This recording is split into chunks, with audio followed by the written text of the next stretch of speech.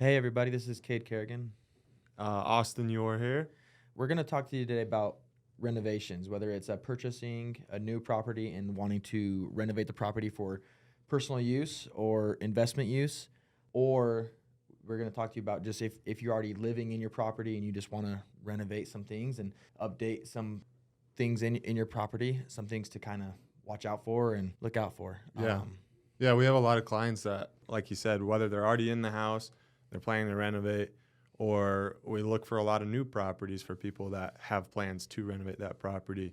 And it sounds all glorious and fun, and you see like the HGTV shows and everything, but we've done a few renovations ourselves, and so there's some things that you might want to think about before you pull the trigger on something like that. Yeah, everybody talks about the sweat equity you can get out of a property if you do a lot of the work on it yourself.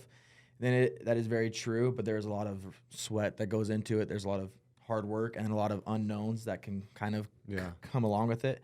Personally, with our property, when we were doing ours, we actually bought a property that we are going to eventually rent it out. But the property, I guess our biggest mistake getting into it was just kind of underestimating how much work it was going to take to get the property to where we wanted it to. We kind of just purchased it and then jumped in and started tearing stuff out, ripping stuff out, and then that kind of led to more things coming out than we had anticipated from the beginning. I think one of the big things that we should have done is we should have purchased it, closed, and then had a full game plan from front to back as to what we wanted to do on the property as far as demo goes, as far as walls coming out, as far as kitchen update, as far as bathroom update, master update.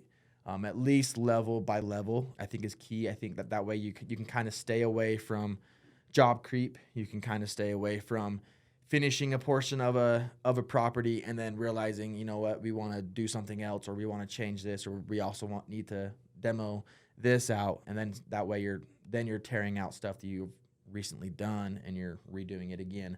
I don't know if Austin's had something similar along those. Well, no, I don't think you're alone by any means. Like probably the first 2 or 3 flips that we did, that's kind of how we did it. We were like, oh, it looks like there's some sweat equity we could add here, but that's about as far as we thought through it before purchasing it. So most of these tips that we're going to go through today, they can be done long or well before you actually purchase the property and you close on it. And we would advise that you do that before you purchase on the property. You can save yourself a lot of heartache potentially. So, yeah. So as an investor, if that is your plan, if that's the route you're wanting to take, say it's the Burr method or something like that, and you want to purchase a property that needs a little bit of work, and you wanting to put that work in on that property to increase the value of the property, whether it is to sell it later, whether it's to hold the property, rent the property, whatever that is, I think the biggest thing is you need to run your numbers, know your budget, and really stick to it. As far as a flip, time is key. So as far as flips go, it's a little different. You got to really understand the market and do a good timing on that. But also, the quicker, the better with a flip. The longer you're holding it, the more money you're holding costs start adding up. Exactly. And then you run the risk that your market shifts from what you thought it was with what made your numbers work, and then it looks different by the time you're actually ready to sell it. We can kind of go into that because that happened to me. But to that point, go into it knowing what your exit is. Correct. And then have a backup exit and have a backup for your backup exit. But that can be done from the day you spot that house. Exactly. Absolutely. And then I think, as still on the investor side of things, I think just really understand the home. Have a game plan before you purchase it as to what it is you want to do with the property. Like he said, your exit plans, whether that is a buy and hold, a buy and flip, a personal property on your own that you're going to hang on to, live in for some time, sell it down the road. And then understand the priorities. So understand that if you have a tight budget or a specific budget, understand what needs to be done the most and what will add the most value to your property. Yeah, from personal experience. So, and again, this is just what our numbers have been. You can pretty much update the cosmetics of a house, a single family home, for about 20 to 25 grand if you're doing a lot of that work yourself. So we're just talking painting, We're talking maybe some granite countertops. That's where a lot of that expense goes. Some new light fixtures, plumbing fixtures. That's about it. We're not talking about adding on a whole nother, Addition. ADU or just taking the kitchen out and starting from scratch and doing brand new cabinets. This is just cosmetically, you could get away with about 20 to 25 grand and have it feel like a newer property. Yeah. So I think personally with our property, when we purchased it, got into it, like I said, we just started tearing into it, pulling stuff out. And we kept kind of running into more things that we thought needed to come out and needed to be done, which they do, and they did. They needed to be done. They needed to be updated. But that's where you start getting into that job creep, where you have a set budget and you're gonna get close to that budget pretty quick. Right. Things add up quickly. So if you don't have that game plan from front to back, where, hey, we've gone through the property, we've done our inspections on the property, we know this property has mold, it has maybe it's meth, it was a smokehouse, it was this or that. Yeah. So that way you can kind of set out a schedule as to what needs to be done in priority versus the other way, just jumping into it and kind of running through it and then backstepping. Yeah. Whatever you don't want to be caught with on the sale side, make sure you're looking at that on the buy side, right? So a bowed sewer line might not be a big deal to you because maybe it's been working and maybe it hasn't backed up. But just because it's not a big deal to you doesn't mean that your buyer, when it's time to sell, they might catch you with it and they might ask you for a 15 grand sewer repair. So just think about the end at the start. Yeah. So, and then if you are just a homeowner who wants to update something in the house, a kitchen, a bathroom, a bedroom, whatever it is, make 2 bedrooms into 1. First of all, make sure you get permits pulled on both sides, whether you're an investor, whether you are a current homeowner. Make sure your permits are pulled if it's anything somewhat major on the property being done. That way, when you go to sell the property, like Austin was talking about, you have those permits on hand and you can show proof that there was an inspection done on the property or whatever it was you did, and then it's all up to code, it's done correctly, and it's safe. Yeah. I say especially if you haven't been living there yourself a while. I've noticed on my flips, buyers will be that much more leery of a flip property and ask for those permits versus on properties we've lived in for a couple of years and the buyer knows we've lived there. They're like, oh, yeah, homeowners do updates. Like, it is what it is. I'm not really worried about it. So, yeah, if it's a flip or a pretty quick turnover, it's that much more reason to pull your permits and do things the right way.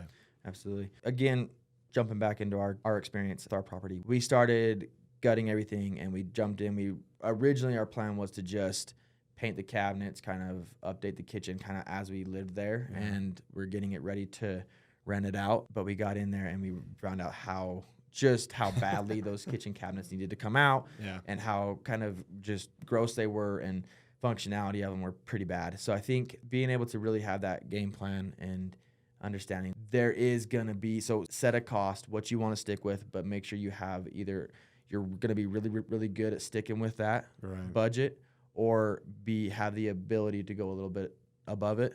Yeah. Just because there's going to be things that come up with my construction experience, as well as just with my personal experience in doing our property. There's always more. You start diving into stuff and you just uncover all kinds of things that were either done incorrectly on the original build or the past owner did something that's a little different. There's always going to be something under that's not being seen that you're going to come across. You'll uncover. And I think more times than not that probably happens. So when I'm running my numbers before we bought a property, I do line item by line item, everything that I can think of, get quotes from contractors, that sort of thing. I have my final number, and then I add another 10 to 15% because I know something's going to come up that I haven't, I haven't thought of or I don't know yet because we haven't gotten into it.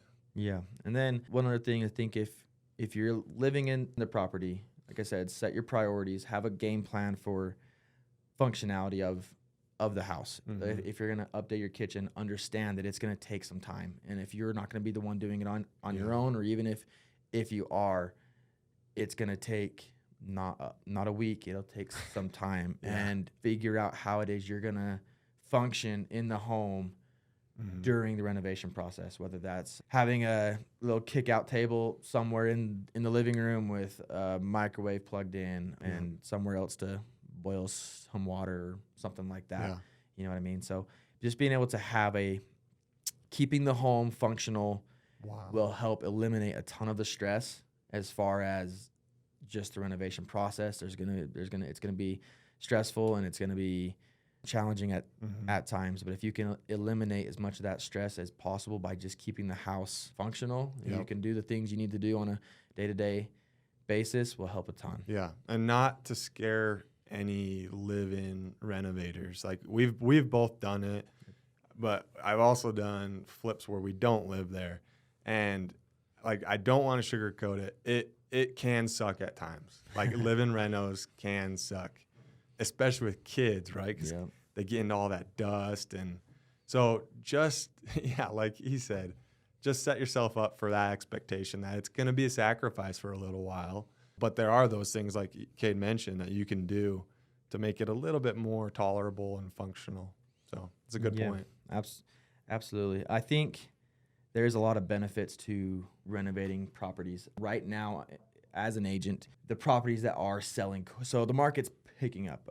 We'll have another market update coming out this month, but the market's picking up. As far as what we're seeing as agents going and showing properties and making offers on properties, and some of the properties that we have listed is the properties that are that newer modern look with the neutral tones and for sure and stuff like. I mean, and there's definitely some different quirky type properties that are getting a lot more attention as well, but the properties that are having that newer modern look, that updated feel to the property, are getting a lot more attention. I know we had a showing recently with a property in North Ogden, and it had new flooring, new carpet, it had new paint, and it was a pretty well kept home, but like kitchen cabinets were rough, some of the closet doors were missing, they were being covered up with a curtain, but the property had multiple offers on it, just because it had that newer, updated feel to it. It was kind of opened, and it kind of helped the property feel bigger than it really was. But we're starting to see less and less properties sitting on the market for weeks at a time, months at a time, and then dropping costs. Yeah. You'll still see that occasionally. I think it depends. I think the market's definitely property to property as to how it's working. But if you're able to... if you're looking to sell your property in the spring, summer, next year, 10 years down the road, and you have some money you want to do some renovations with, and you just want to do it for yourself, I think there's a lot of value that you can add to your property.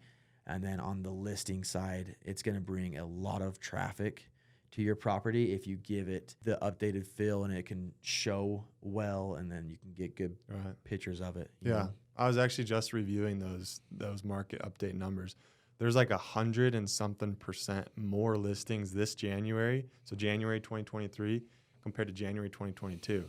So if there's 100%, there's double the amount of listings. What's going to happen to those properties that haven't been updated compared to the ones that have? Right. And those renovations you just said, if you hire them out, flooring can be done in a week, and painting can be done in a week for $5 to $10 grand for that whole thing, and it feels like a completely new house. Yeah. So if you've owned it for a while, chances are you've got more than 10 grand of equity sitting there. It would be well worth your money, in my opinion, to just go ahead and bite the bullet and then reap the benefit once it sells. Yeah, I think if you can the more traffic you can bring to your property, the more competitive it becomes, and then the easier it will sell, possibly that higher purchase price on the property, and the more you as a seller can negotiate on that property as well. Yep. So just a couple of key takeaways there as far as renovation goes. Did we hit them all? Anything else? So I think that's about it. I guess the biggest thing is just it's all situational, whether you're going to be flipper, whether you are going to hold the property and rent it out, whether you are going to just live there for longer term and sell down the road, or whether you just live in the property and want to renovate it for personal use, but is understanding what the reason is for the renovation, and then having your timelines set up well, understanding your budget and sticking to it, being aware of job creep. You start turning into stuff, more stuff's going to come up. And so just be aware of those things, and then set your priorities to the things that need to be done first and have to be done no matter what. So whether that's taking care of the mold first and then painting later, or whether that's right, because you wouldn't want to do the other way exactly. around. You don't want to paint and then take care of the mold after. So absolutely, I think that would be the biggest things. And then just demoing. When you're demoing, just get the demo done if possible. I understand if you're living in it, you can only demo so much at a time. But if you're not living in the property, just demo everything and then put it all back together. In fact, if you are living in it, I'd recommend not demoing everything altogether, because you need some safe space for the wife, for the kids if you have them, like a place you can go to feel sane and normal. Yeah, absolutely.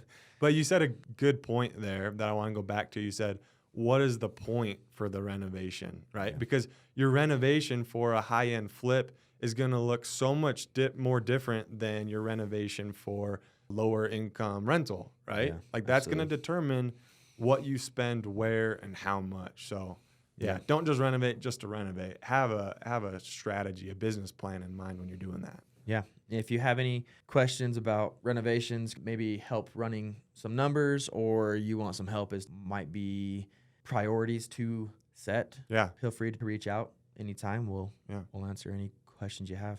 Yeah.